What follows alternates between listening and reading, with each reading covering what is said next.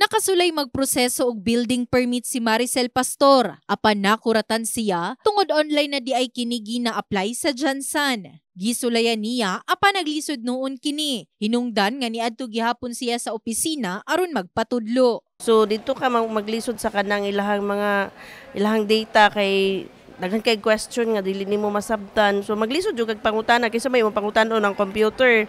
So dili man jud ka pwede makapangutana. Rason nga bisan pwede makaproseso online, mas gusto gihapon nila ang face-to-face transaction sa government services. Mas nindot ang face-to-face, ma'am. Kasi pag face-to-face man good, kana matanan nimo nga pangutana matubag nila sa imong atubangan. Unlike online, na yung mga pangutana nga dili nimo masabtan. So maglisod kag explain kung unsa ba maglisod kag fill up.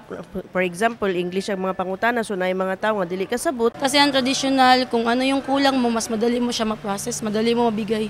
Kaysa sa online, mag-online tayo, magkamali ka.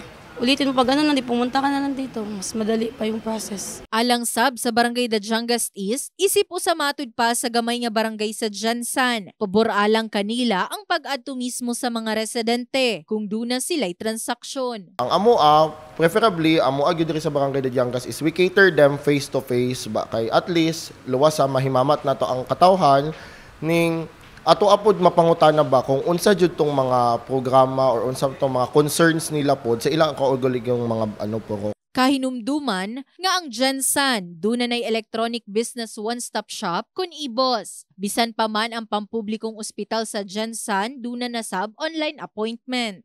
In the heart of changing lives, kini si Liza Labajo, Brigada News.